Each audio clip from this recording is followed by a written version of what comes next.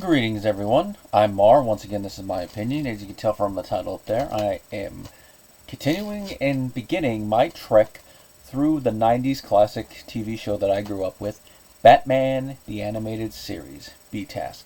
This, of course, is Episode 1 of Season 1. This is On Leather Wings, my Blu-ray right there. Now, last time I mentioned production order versus air order, and it looks like I'm going to be going in production order for the most part. There's probably some times where the air order is going to go. The reason I say that is that looking at the Wikipedia page, I was able to show that, okay, they did air them out of order. But it looks like that out of order thing also goes onto Max because one of the episodes that was aired first, even though it was produced later, are the first two episodes, and that's The Cat in the Claw.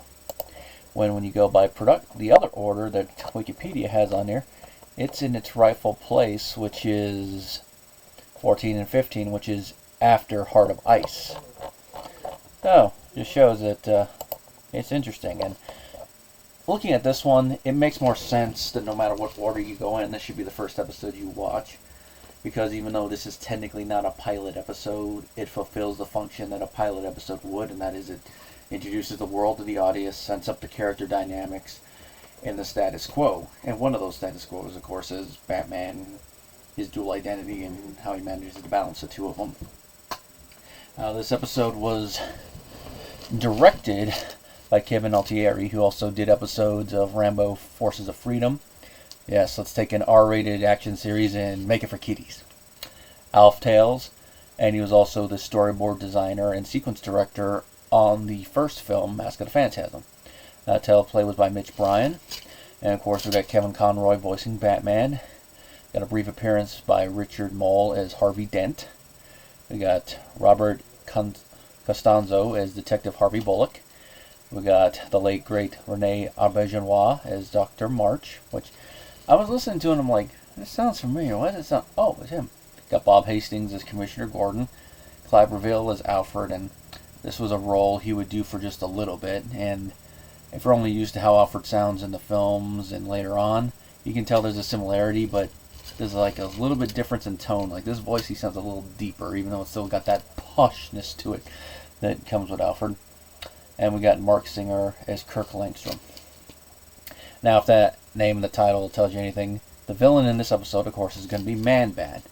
And what better villain to put Batman against in the first episode proper than Man-Bat? I know some people are going to say Joker, but it allows the writers to explore his relationship with the police by basically making him, I don't know if I want to say a red herring, because I don't think that's the right one, but make people think he's the one responsible when he's not. Of course, he would later do that with Mask of the Phantasm as well. Of course, you can get away with a little bit more of that since it was a theatrical film than you could for network TV due to standards and practices. But it is a nice little way to introduce that dynamic and show that even with circumstantial evidence, Commissioner Gordon's going to have his boys back. Now, the plot is it opens up with a fantastic sequence. So we see the skylight, we see the police in their balloon, we see Man-Bat fly by, and they're like, what is that? Ah, you're seeing things.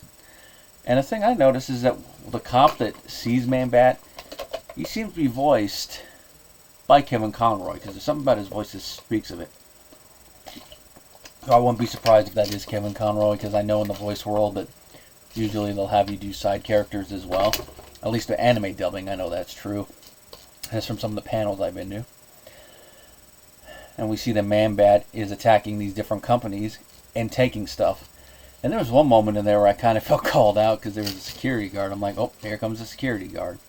Doing some side stuff while he's doing his work. And that's what I'll do that, but I usually do it on my lunch and on my breaks, not just walking around.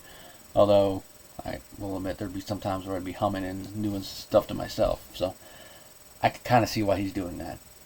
But of course, the moment he hears something, he puts that on pause and goes investigate. And then Man-Bat takes a hold of him and throws him out a window. This is where you can definitely tell the Fox standards and practices had an impact on how the episode was created. Because for the most part, you would think, okay, he got thrown out a window. Either Batman's going to save him or he's dead. Nope. He lands in a giant thing of water. And while, depending on the height and the type of water, that could still cause a lot of injuries, or if not death, TV cartoon logic is, okay, he survived. Now, the reason I bring up standards and practices is that originally Man-Bat was supposed to be killing people instead of stealing. Now, the stealing thing I like, but if that included the killing thing, it would have made Kirk a little bit more of an active threat, especially one that Batman would have to take down, other than the fact that it's someone stealing and it's also someone ruining his reputation, despite the fact he is a vigilante. Now, with all this, Batman finds himself involved because of the whole Bat motif, but because of that, everyone involved in politics, the mayor, some of the police, especially Detective Harvey Bullock, believe that Batman is involved, so Bullock convinces the mayor, and backed by Harvey Dent, to give him a task force to track down and take the Bat. And he's given the task force. Now, the thing I like about this, just from doing some research, is this is a nice little reference to March. Not March, Joe. The mayor, excuse me. I don't know why I said March. The mayor, I don't have the mayor in my notes, sorry. Mayor Hill and Bullock. Their little reference early on in the 80s comics. I believe this is before Crisis, where they were trying to get rid of Commissioner Gordon. So instead of that, it's Batman. So it's a nice little reference there, and also showing that Bullock doesn't trust the Batman. Now, they almost get him at one point. There's one scene where Batman goes into a building because he believes the Man-Bat's there, or could be there, and it's one of the buildings he's already gone up against. And of course, while they're doing this and they're wasting police resources, Man-Bat's at another building across town, which Commissioner Gordon points out to Bullock.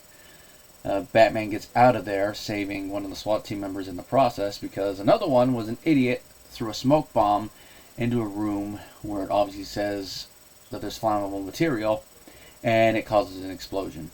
I hope if that guy had any rank, he was demoted, because if you are that stupid to throw something in there that's going to cause an explosion into a room that says that there's flammable stuff, you have no business being on the police force. Just like some people in real life. Throw that on there. Now, in all the commotion, Batman does get a hold of some material that Man-Bat left behind, so showing the detective side of the Caped Crusader.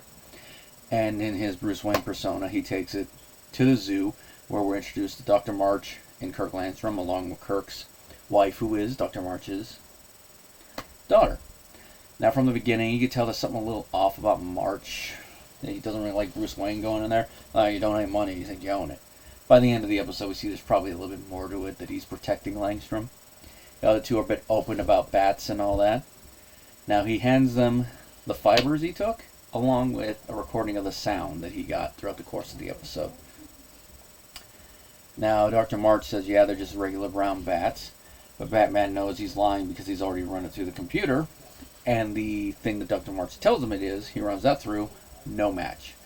This, of course, leads to Batman going back in costume, and this is where we find out that the Man-Bat, at first they kind of give the red herring that it could be Dr. March because of how he is, but we find out it's not Dr. March, it's actually Langstrom. And of course, if you know your comics, you already know that already, but watching this episode without that knowledge, it comes off as a little bit of a surprise.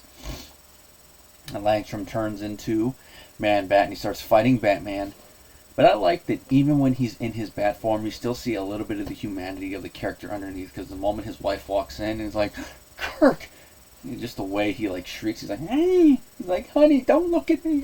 Oh no, she's seeing what I'm doing. And then he takes off, and Batman is a little chase thing, and this is where Gordon and Bullock both see that there's two different Batman. One is literally a man dressed as a bat, and the other one is literally a man-sized bat. So two different ones. And as you can imagine, Batman eventually subdues Man-Bat and he cures him. And the pace of this episode goes by pretty quickly.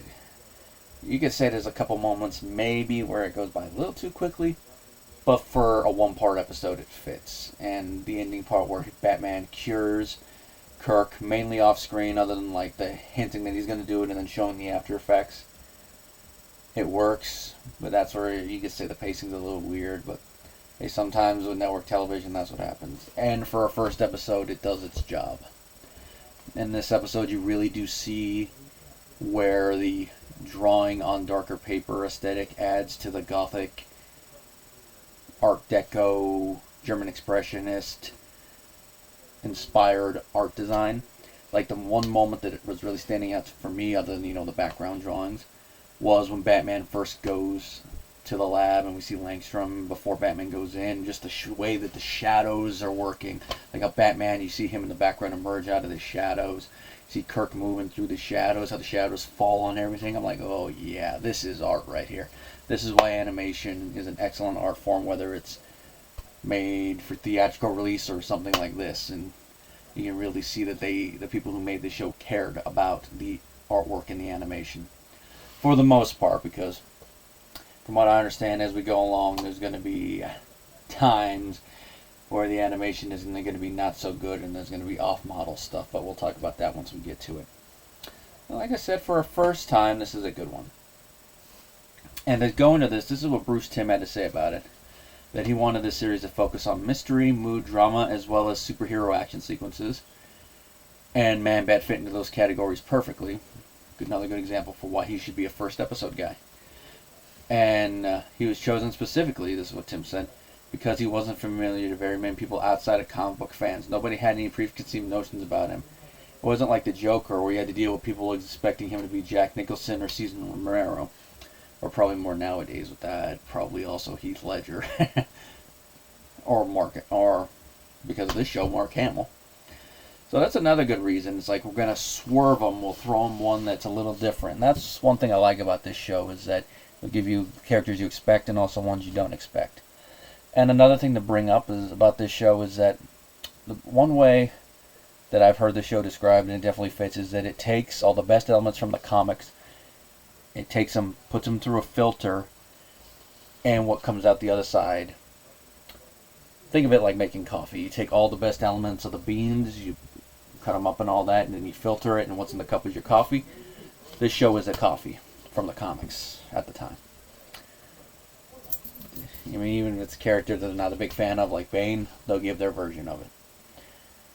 And of course, one thing I forgot to mention is I did in the first episode is I did have toys from this show growing up, and of course one of them was Man-Bat. I mean, I had Joker, Man-Bat, Clayface, so Mr. Freeze. So another reason this show is part of my childhood. And that's really all there is to say about this first episode. I mean, I'm sorry the episode isn't longer. I mean, the music also is very good. That's one thing I probably haven't talked about, was that main theme. That's where you can definitely tell the influence of the Burton films comes in, and it also helps that it's composed by Danny Elfman. It's a little derivative of his live action film, but different enough to where it fits.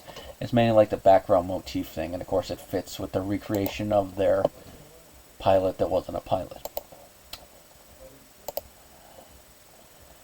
And that's really all there is to say about it. The only other thing to say is, like I mentioned about the Catwoman episodes, I think one reason why those were shown first is because of the whole thing with the showrunners were given by WB, and that is to synergize with the Burton films. And of course, since this was created and released around the time of Batman Returns, we got to go with Catwoman. Okay, speaking of it, next episode is going to be our first run-in with the clown prince of crime himself, the Joker. And the thing that I mentioned in the first part, that I said I was going to wait for the Joker episode to come in, some of that I will be delving into, and that, of course, is Hamill's casting. Till then, everybody.